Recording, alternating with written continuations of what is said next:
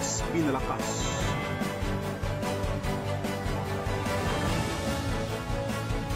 Mas pinalawak.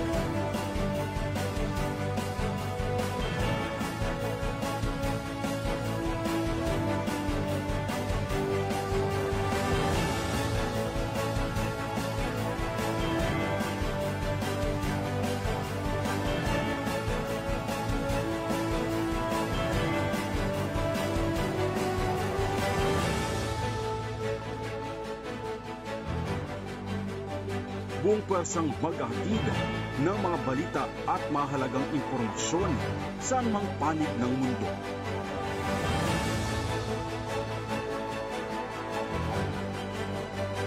EuroTV News. Sumasaludo sa bawat Pilipino.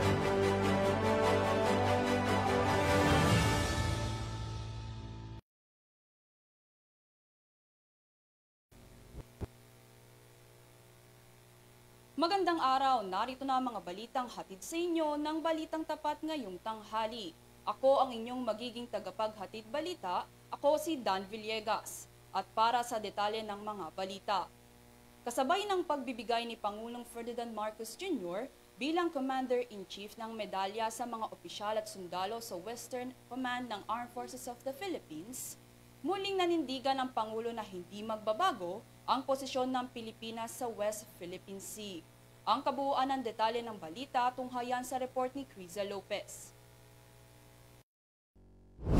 Muling iginiit ni Pangulong Ferdinand Marcos Jr. ang layunin ng kanyang administrasyon na tiyaking mapayapa ang pagsasaayos ng tensyon sa West Philippine Sea. Ito'y matapos ang huling panunugod ng Chinese Coast Guard sa huling isinagawang resupply mission ng Philippine Navy sa BRP Sierra Madre. Sa pagbisita ni Pangulong Marcos sa West Command ng Armed Forces of the Philippines sa Palawan, binigyang diin din niya na ang pag-iwas sa kaguluhan ay hindi nangangahulugan na pumapayag ang Pilipinas sa pang-aapi, kundi ang pagtitiyak sa kapakanan at kinabukasan ng mga Pilipino.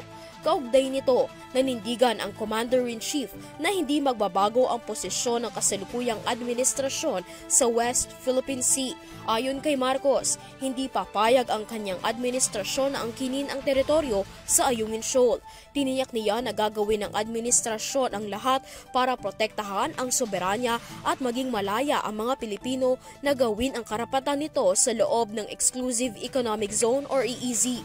Kasabay rin nito ay pinasalamatan ni Pangulong Marcos ang Westcom sa kanilang serbisyo at katapangan sa pakikipaglaban para sa Pilipinas. Kinilala ng kasalukuyang administrasyon ang mga opisyal sa pamamagitan ng paggawad ng Order of Lapu-Lapu bilang simbolo ng hindi matatawarang serbisyo. Para sa EuroTV News, Criza Lopez, sumasaludo sa bawat Pilipino. Kaugnay naman ng mga kinasasangkutang issue partikular na sa POGO operations, tinanggal na bilang miyembro ng Nationalist People's Coalition si suspended Bamban Tarlac Mayor Alice Guo. Ayon kay Senate President at NPC Chairman Vicente Soto III, ginawa ang nasabing desisyon ng pag-aalis kay Guo sa NPC dahil hindi umano pinahihintulutan ng roster ang kahit anong unlawful acts at kaparehong aksyon ng mga miyembro nito na maaaring dumungis sa prinsipyo ng kanilang partido. Ang pagkakaalis kay Guo sa NPC ay kasunod ng kanyang kinakaharap ngayon na suspension order dahil sa mga reklamo ng graft at human trafficking sa nasa 500 banyagang POGO workers. Ani naman ni Tarlac Governor Susan Yap, bukod sa mga kinakaharap na aligasyon, may epekto rin ang umano'y misteryo ng citizenship ni Guo sa naging desisyon ng partido. Sa kasalukuyan, iniimbestigahan na sa Senado ang mga operasyon ng POGO sa Tarlac na maaaring panakip lamang sa ilan pang mas malalang krimen gaya ng human trafficking.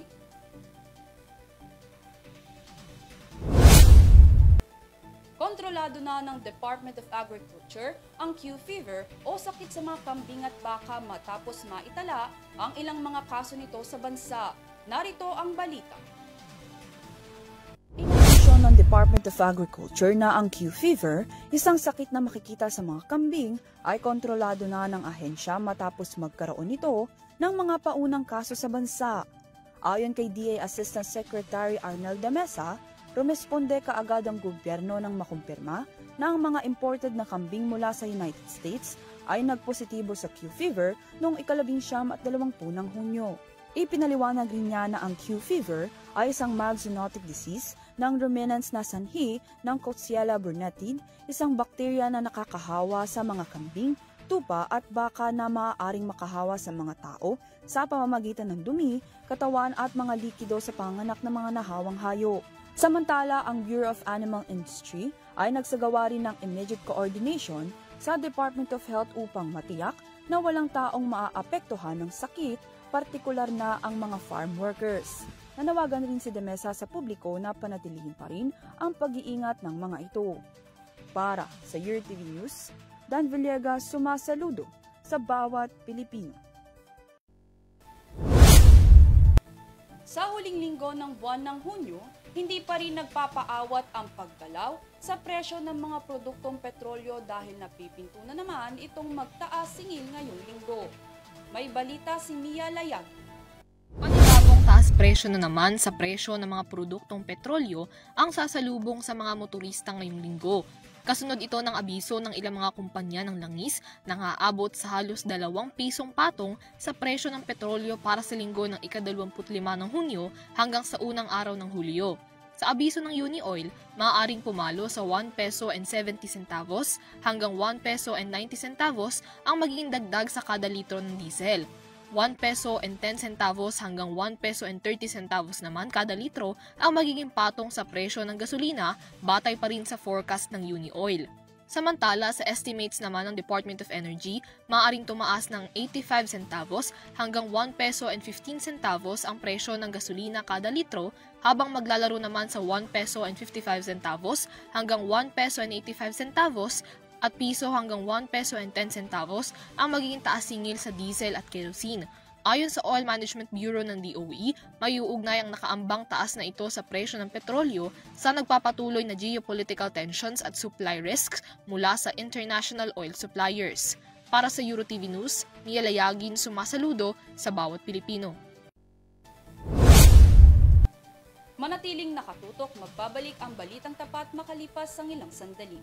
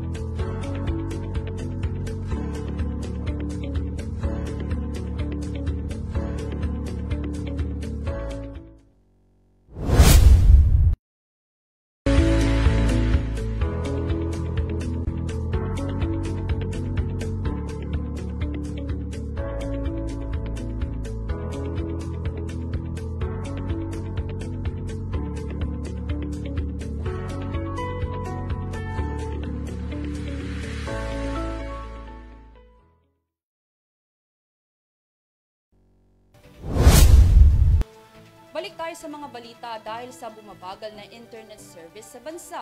Una nang naghayag si Makati City 2nd District Representative Luis Campos Jr. ng kanyang sentimiento patungkol sa pagsasaayos at pagpapaunlad ng mga telecommunications companies sa bilis ng mobile internet speed sa bansa. Narito ang report.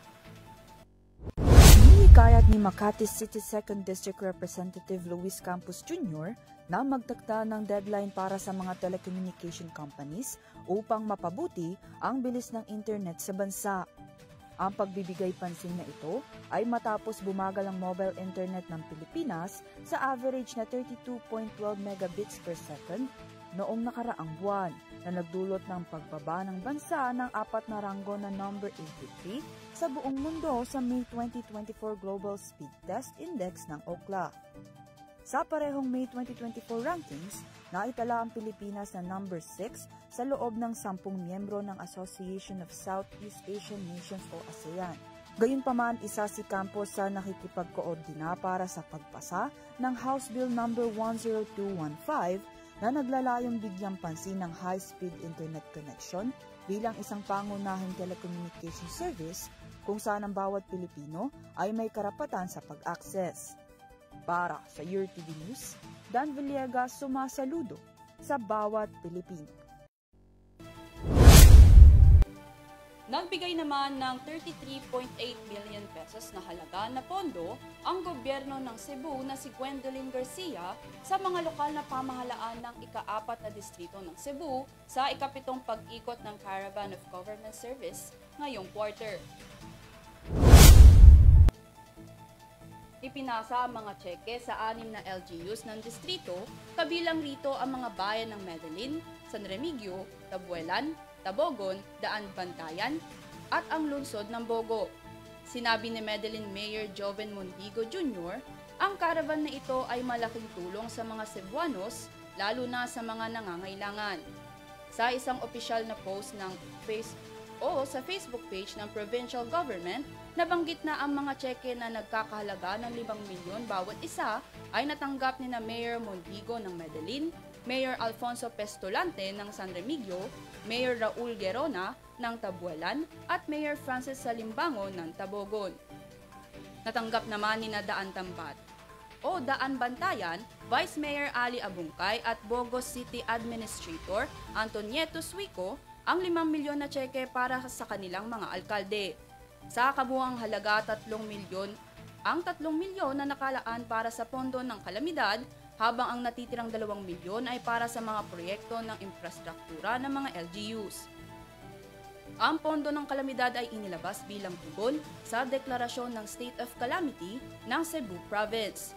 Bukod pa rito, 19 na barangay mula sa distrito ang tumanggap ng 200,000 pesos bawat isa mula sa Kapitolyo upang suportahan ang kanilang iba't ibang programa sa infrastruktura. Naglabas din ang Kapitolyo ng 16.8 million pesos na tulong pinansyal sa Bantayan, Santa Fe at Madridejos.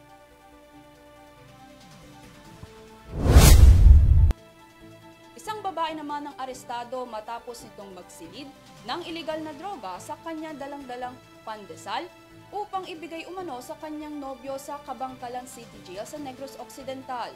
Para sa iba pang detalye ng balita sa aking report.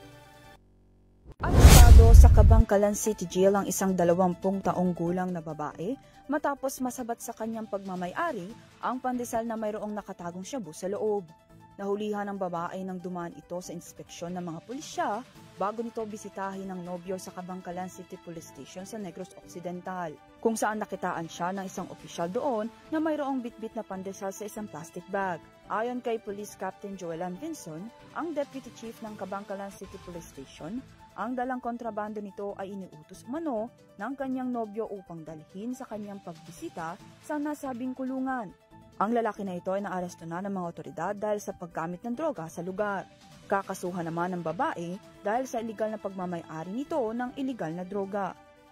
Para sa Your TV News, Dan Villegas sumasaludo sa bawat Pilipino.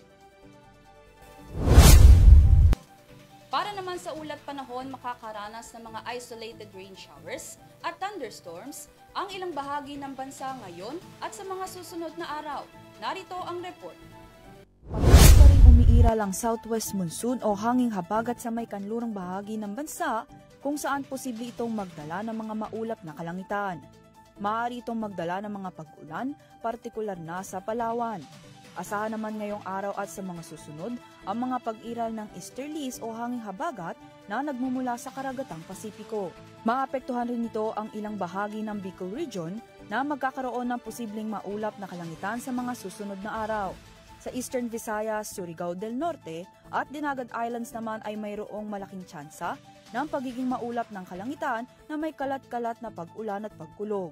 Samantala, inaasahan nga natin na medyo hina pa rin itong hanging habagat at dahil doon itong easterlies nga o yung hangin nagbumula sa karagatang Pasipiko ang siyang makakaapekto sa ating bansa sa mga susunod na araw.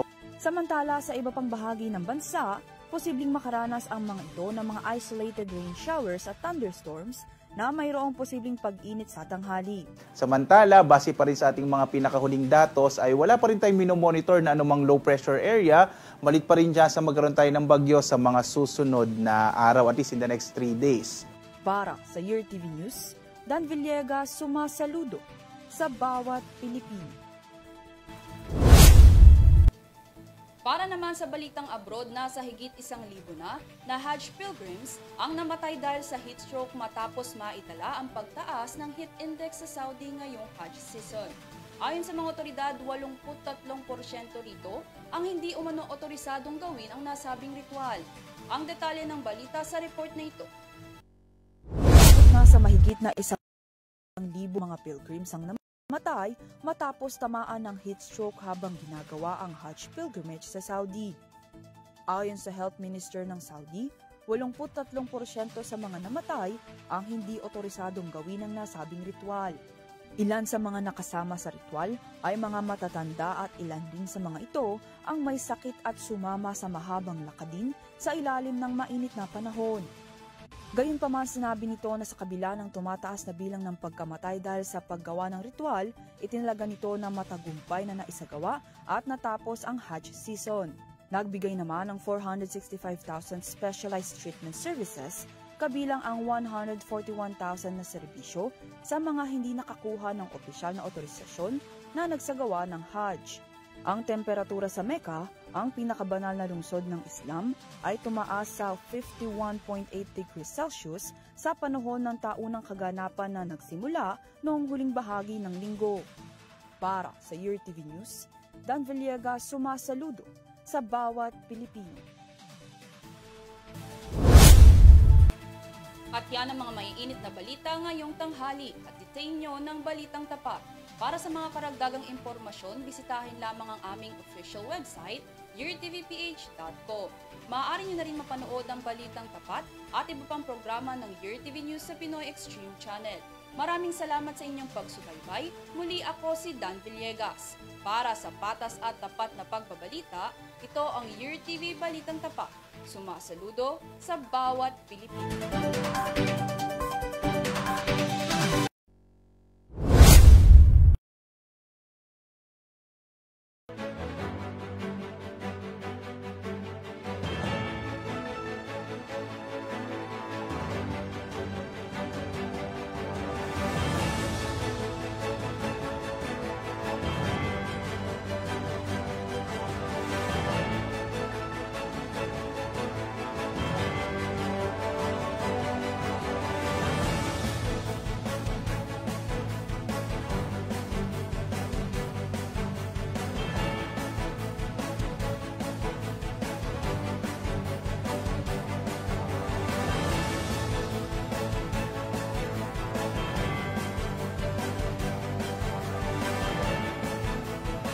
Mas pinalakas,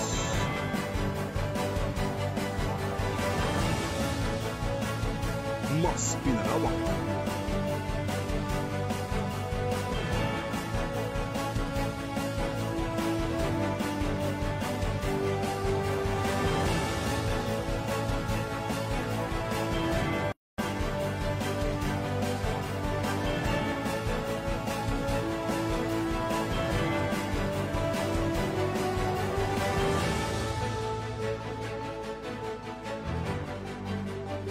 buong pwersang mag-ahatid ng mga balita at mahalagang impormasyon saan mang panig ng mundo.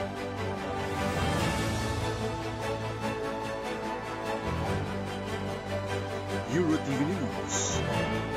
Sumasaludo sa bawat Pilipino.